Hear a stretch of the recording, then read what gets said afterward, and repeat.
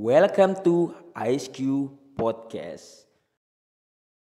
Assalamualaikum warahmatullahi wabarakatuh. Selamat datang di ISQ Podcast, podcastnya Asifa Kolbu. Selamat datang di episode pertama ini bersama dengan narasumber kita yang luar biasa, yang mungkin semuanya udah pada kenal, yaitu Pak Indra. Apa kabar Pak Indra? Alhamdulillah Ustadz. Alhamdulillah. Sehat. Alhamdulillah. Baik teman-teman, hari ini kita akan membahas yaitu judulnya hasil ujian apakah menjadi tolak ukur keberhasilan belajar anak gitu. Oke, Pak Indra, kemarin kan belum lama ini kita ngadain PTS nih ya, ngadain ujian. Mungkin masih banyak juga orang tua itu yang masih mengira gitu kan, atau masih berpendapat bahwa kalau anak ujiannya bagus berarti proses pembelajarannya berhasil gitu kan. Kalau anak ujiannya jelek berarti pembelajarannya tidak berhasil. Nah, yang ingin kita tanyakan, apakah benar itu hasil ujian itu menjadi tolak ukur keberhasilan sebuah pembelajaran? Bagaimana menurut Pak Indra? Cocok nih temanya, mantep banget. Emang banyak orang tua yang mempertanyakan masalah ini, terutama setelah melihat hasil PTS yang hampir 70% ke atas emang menurun semua mata pelajaran anak-anak di PTS ini ya. Jadi kalau menurut saya, tolak ukur keberhasilan seorang anak dalam belajar itu sebaiknya sih tidak dilihat dari nilai ya, dari nilai yang diperoleh, terlebih ini nilai PTS. Jadi kalau menurut saya ya ini, jadi ada beberapa sudut pandang, memang banyak pendapat orang-orang, tapi menurut saya pribadi nilai itu bukan menjadi tolak ukur ayah bunda atau ustadz ya. Jadi yang menjadi tolak ukur dalam keberhasilan seseorang atau peserta didik dalam belajar menurut saya adalah kita dapat dilihat dari dua hal. Yang pertama, akhlak yang dibentuk dari proses belajar, dan yang kedua yaitu ketika anak bisa menunjukkan bahwa setiap hasil kerja kerasnya adalah benar-benar apa yang dilakukan oleh dirinya sendiri tanpa ada kecurangan dan lain-lain. Seperti itu kayaknya. Gimana? Oh oke. Jadi hasil ujian itu bukan menjadi tolak ukur suatu keberhasilan pembelajarannya Pak Indra ya. Tapi mungkin kalau kita lihat ya, nggak bisa kita pungkiri juga, kadang kita tuh melihat juga ya, memang kalau orang itu berhasil belajarnya itu ya dilihatnya dari hasil ujian gitu. Dan kalau dia nggak berhasil ya berarti hasil ujiannya ini tidak bagus gitu kan. Nah, bagaimana cara kita memperbaiki pandangan seperti ini gitu kan, ketika kita masih berkeyakinan bahwa kalau hasil ujian bagus itu ya berarti proses belajarnya bagus gitu. Lalu apa yang menjadi pertimbangan guru-guru gitu ketika melihat hasil ujian ini tidak bagus? Apakah memang karena proses pembelajarannya yang tidak berhasil atau seperti apa? Oke, kalau dilihat dari proses pembelajaran, memang kita harus sadari bahwa kita itu berada di masa yang tidak normal. Ada di masa pandemi, terlebih kita memiliki beberapa tahapan pembelajaran, beberapa disebutnya apa ya, strategi pembelajaran yang disesuaikan dengan pandemi. Jadi pada saat pandemi otomatis kegiatan pembelajaran akan terganggu. Pemberian materi dari guru yang biasanya dilakukan secara luring harus daring, ataupun luring dan daring dikombinasikan. Nah, seperti itu sangat mengganggu menurut saya. Jadi akan menghambat pemahaman si anak. Jadi kekuatan pemahaman si anak jadi berkurang, akhirnya berdampak kepada PTS ini. Tapi insya Allah pihak sekolah, terutama Asifa ya, sudah mencanangkan tahapan sampai ke tahap 5. Jadi pembelajaran ini insya Allah akan banyak mengadakan kegiatan luring di sekolah. Insya Allah nanti pertemuan tatap mukanya pun akan bertambah durasinya dan bertambah waktunya. Jadi insya Allah ke depan bisa menjadi lebih baik lagi. Jadi tolong kepada ayah bunda dengan apapun yang dicapai oleh anak-anaknya, lantas tidak menyalahkan anak-anaknya malas belajar dan lain-lain. Tapi tetap kita harus tetap jadi kerangka bagi anak-anak, di mana anak-anak saat di rumah dengan gadgetnya, dengan teman-temannya di rumah itu tetap harus ada dalam kerangka orang tua. Jadi kita bisa membatasi apapun yang tidak sesuai atau yang terlampau menyimpang, seperti itu Ustaz. Ya, mungkin benar juga gitu kan. Kalau kita hanya terpaku pada hasil ujian untuk menjadi sebuah tolak ukur keberhasilan belajar, tentu nggak akan bisa gitu. Kenapa? Karena mungkin setiap anak itu kan beda-beda juga ya. Mungkin ada yang memahami secara cepat gitu kan. Mungkin ada yang memahaminya agak lambat gitu. Jadi setiap anak juga beda-beda gitu. Kalau kita paksakan dalam pikiran kita tuh hasil ujian menjadi tolak ukur keberhasilan belajar anak ini, ya justru makin susah juga gitu kan. Terkesannya terlalu memaksakan anak Betul. Untuk mendapatkan hasil yang sempurna gitu. Sebenarnya ini bisa ngaruh ke sikap juga. Kenapa? Karena mungkin kalau kita terpaku pada hasil ujian, mungkin anak tuh bakal berpikir gimana caranya yang penting hasil ujian tuh bagus. Mungkin dia bisa nyontek kah, berbuat curang kah, atau lihat kunci jawaban. Nah ini yang justru bisa mempengaruhi sikap atau akhlak anak itu tersebut. Makanya perlu kita pahami juga sebenarnya belajar itu nggak hanya sekedar materi ya, Pak Indra ya. Iya betul sekali. Nah, coba menurut Pak Indra tuh belajar tuh apa? Oke, belajar ya. Sebenarnya belajar itu bisa dikatakan sebuah proses di mana perubahan tingkah laku anak itu sendiri. Entah itu tingkah laku yang di dalamnya ada segi pengetahuannya, keterampilannya, serta sikap tadi itu yang membentuk akhlak anak. Jadi proses itu mencapai perubahan, tentunya kita mengharapkan perubahan yang lebih baik ya. Jadi proses menuju perubahan tingkah laku. Nah itu adalah belajar, itu menurut saya Ustaz. Oke, jadi belajar tuh ya nggak hanya sekedar anak kita memahami materi-materi di sekolah. Justru materi-materi di sekolah itu gunanya kan untuk mengimplementasikan ke kehidupan sehari-harinya gitu kan. Mungkin belajar tentang akhlak, tingkah laku. Yang intinya gimana caranya ya anak ini bisa berperilaku baik ke depannya. Mungkin itu sih belajar ya. Iya. Jadi sebenarnya jangan sampai yang tadi hasil ujian ini menjadi terdoktrin dalam diri anak-anak itu sendiri gitu. Khawatir ya mungkin mereka nggak bakal memperhatikan dari segi sikapnya gitu. Mereka bakal fokus ke hasil ujian itu yang mungkin bisa bikin stres kah atau yang lainnya. Betul. Ya, Saya rasa juga seperti ini. Saya dengan beberapa guru juga sempat berbicara bagaimana mengenai nilai anak-anak yang menurun seperti apa. Sebenarnya nilai yang diraih anak-anak itu bukan kita pilih kasih atau bukan kita menambahkan nilai anak seenaknya, tidak. Pada saat guru hendak menilai seorang anak, ketika misalnya anak itu memiliki pencapaian yang kurang di bawah KKM misalnya 68. Nah, akan tetapi ketika seorang guru ingin menuliskan angka 68 itu, pasti di benaknya terbayang, wah, tingkah lakunya baik, akhlaknya baik, sopan, santun, murah senyum, terus usahanya keras, gigih, rajin, tidak malas-malasan. Nah, seperti itu pasti akan terlihat oleh setiap wali kelas, setiap guru.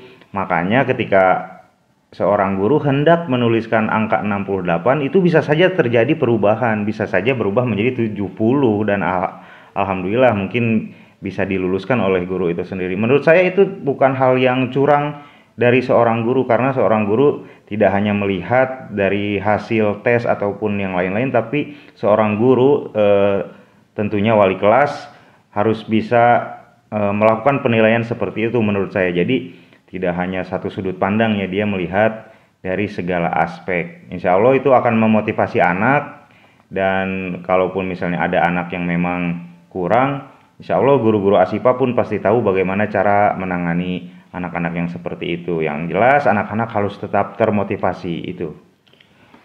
Nah, ya gitu. Jadi sebenarnya ini menarik gitu kan. Jadi sebenarnya yang jadi penilaian utama seorang guru itu bukan pada hasil nilai dari setiap mata pelajaran gitu. Sebenarnya yang utama itu ketika nilai akhlak sikapnya itu bagus, ya otomatis itu bakal lebih tinggi daripada pengetahuan itu sendiri.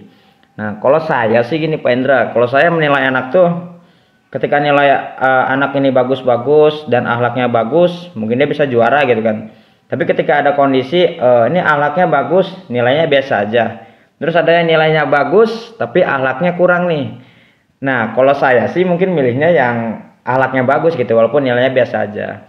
Nah, mungkin menurut Pendra gimana ketika kita menentukan siswa ini yang terbaik gitu kan, atau menentukan peringkat gitu untuk kelas Pak Indra ini kayak gimana sih gitu menentukan peringkat tuh? Oke, kalau ditanya kelas Pak Indra, kebetulan saya mengajar di kelas 6 ya, kelas 6A.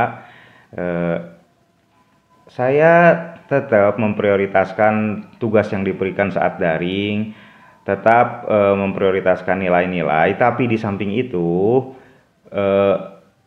ada prioritas yang paling utama. Jadi di atas prioritas ada prioritas lagi. Nah, seperti itu. Jadi ketika seorang anak memiliki nilai yang kurang tetapi akhlaknya yang seperti tadi, faktor-faktor yang bisa menyebabkan anak itu menjadi lebih baik di mata guru-guru, nah itu yang paling utama. Jadi saya menekankan kepada anak-anak di kelas saya sebenarnya salah satu yaitu akhlak. Saya sudah sering setiap masuk saya berikan pemahaman bagaimana cara diri kita untuk belajar, cara diri kita mendekatkan diri kepada Allah, itu paling utama tuh. Libatkan Allah dalam segala sesuatu. Segala sesuatu baik dari pembelajaran kah, dari keterampilan kah, dari apapun. Libatkan Allah. Dengan berdoa pun kita sudah pasti melibatkan Allah. Jadi anak-anak sudah tertanam, saya mengucapkan bismillah, artinya saya melibatkan Allah, saya harus baik dan tidak menggunakan cara-cara yang salah seperti itu. Jadi insya Allah kedisiplinan pun di situ akan tumbuh. Jadi terlebih saya kesiswaan di sini, mungkin anak-anak kelas saya memang agak sedikit takut atau seperti apa, tapi insya Allah rasa takutnya lama-lama akan dipahami menjadi rasa sayang terhadap anak-anak seperti itu. Ya, jadi seperti itu mungkin harus kita pahami juga ya, kita selaku orang tuanya atau selaku guru-gurunya gitu. Cuman bagaimana nih Pak Indra, misalkan masih ada orang tua atau wali murid yang tetap mereka tuh bakal berpendapat ya hasil ujian tuh ya anak ini berhasil belajar gitu. Jadi dia nggak berpikir hal lain. Cara memberi pengertiannya itu seperti apa Pak Indra? Oke, simpel saja. Jika itu terjadi kepada paguyuban saya mungkin ya, ada beberapa orang tua yang merasa ini nilai anak saya kok turun Pak Ustadz, seperti apa. Tetap kita harus bisa saling percaya antara pihak orang tua dan pihak sekolah, terlebih wali kelas. Kita harus saling percaya ketika orang tua menitipkan anaknya ke sekolah. Kita harus mempercayakan bahwa sekolah ini bisa membuat anak-anak menjadi lebih baik itu. Kalau misalnya orang tua memiliki perasaan yang saya menitipkan tapi anak saya takut seperti ini, takut seperti itu akan sulit. Nanti bisa saja lebih jauh lagi ke suuzon, berprasangka buruk terhadap apapun yang terjadi di sekolah.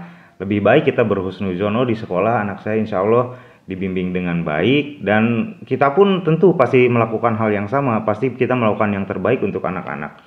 Jadi jangan sampai ada rasa tidak percaya terhadap sekolah ataupun wali kelasnya. Kalaupun seandainya ada yang mengganjal di hati orang tua, lebih baik dikomunikasikan, karena komunikasi memang hal terbaik tuh untuk saya pernah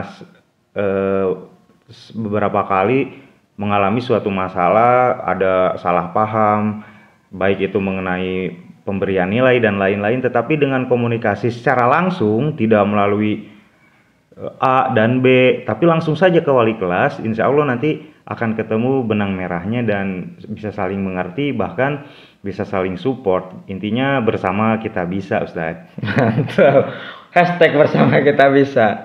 Oke, luar biasa. Jadi itu ya, kita nggak perlu memaksakan anak juga untuk hasil ujiannya bagus gitu kan. Karena kita nggak tahu nih proses pembelajaran anak tuh gimana. Mungkin kan setiap anak itu biasanya kan beda-beda gitu dalam menerima materi pembelajaran. Mungkin ada yang cocok dengan metode pembelajaran ini, metode pembelajaran yang lainnya gitu. Artinya kan kita sebagai guru juga menyesuaikan apa yang anak ini butuhkan gitu atau tertarik. Biasanya kan kita menyediakan media-media pembelajaran yang memang itu menjadi metode supaya anak ini bisa memahami materi pelajaran dengan baik. Nah, mungkin seperti itu sih. Jadi kita nggak bisa nuntut hasil ujian tuh harus bagus, harus sempurna. Karena sebenarnya proses belajar itu ya ketika kita salah itu sebenarnya bukan berarti tidak bisa, tapi salah itu kan bisa menjadikan pembelajaran sehingga di kemudian hari lebih baik lagi. Betul. Nah, menurut Pak Indra, murid yang berhasil belajar itu yang seperti apa? Murid yang berhasil adalah murid yang mampu menyisipkan nilai-nilai atau akhlak yang ada pada Rasulullah, Ustaz. Masya Allah. Gitu. Jadi kalau anak-anak sudah bisa menunjukkan hal tersebut, terlebih sekolah kita memiliki moto sekolah untuk calon pemimpin umat, insya Allah luar biasa. kita menerapkan moto tersebut bukan hanya kata, pasti kita mempersiapkan program-program di mana anak-anak insya Allah bisa menjadi pemimpin umat, terlebih di masa seperti ini, di masa pergaulan yang memang sudah tidak terkendali, media sosial yang sudah menurut saya sudah bisa dikontrol oleh orang tua tentunya. Jadi sekolah calon pemimpin umat menurut saya pilihan tepat, Ustaz. Masya Allah. Di mana? Di Ashifa Kolbu. Luar biasa. Gitu. Ya betul banget. Karena Subhanul Yaum Rijalul Gaut itu, pemuda hari ini pemimpin di masa depan. Artinya anak-anak kita hari ini itu yang akan meneruskan perjuangan kita selanjutnya, yang akan memimpin di masa depan gitu. Baik dalam memperjuangkan dari agamanya, bangsanya, dan negaranya. Jadi kita sudah sewajibnya mempersiapkan generasi-generasi selanjutnya supaya lebih baik lagi dari generasi yang sekarang. Dan itu menjadi doa kita dan harapan kita ke depannya. Amin. Amin. Mudah-mudahan tercapai. Oke Pak Indra, pesan-pesan untuk anak-anak Ashifa mungkin atau yang mendengarkan ini. Pesan buat anak Ashifa, di situ ada, di sekolah kita pajang tuh ada tulisan kolbu. Mantap. Nah, tulisan kolbu itu tidak hanya kita abaikan ketika kita lihat, kita baca, anak-anak harus paham. Anak-anak ketika kita melihat ada tulisan kolbu itu ada artinya. Nah, mungkin sebagian anak belum sadar nih ya. Di situ ada huruf Q, artinya Qur'ani, berarti kita harus memiliki atau bisa memanfaatkan Quran menjadi salah satu sikap kita, salah satu jalan hidup kita tentunya. Qur'ani, menjadi seorang yang Qur'ani, paham dengan Al-Quran dan bisa menjalankan apa yang ada di dalam Al-Quran. Terus selanjutnya O adalah untuk optimis. Nah, kita itu harus optimis, harus yakin dengan apa yang ingin kita gapai. L-nya apa? Leadership. Nah, sekolah kita adalah sekolah untuk calon pemimpin umat.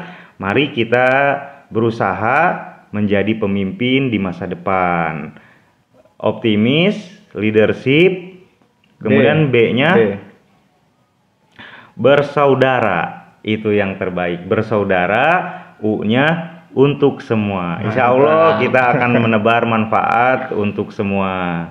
Mungkin itu harus dipahami oleh anak-anak semua. Keren. Amin. Mudah-mudahan itu menjadi melekat dalam hati kita semua. Baik, mungkin itu aja podcast hari ini. Mudah-mudahan bermanfaat. Semoga kita semua sehat selalu. Dan sampai ketemu di podcast selanjutnya di ISQ Podcast, podcastnya Asifa Kolbu. Terima kasih Pak Indra. Sama-sama Ustaz. Alhamdulillah. Mungkin itu aja. Sekian. Wassalamualaikum warahmatullahi wabarakatuh. Waalaikumsalam.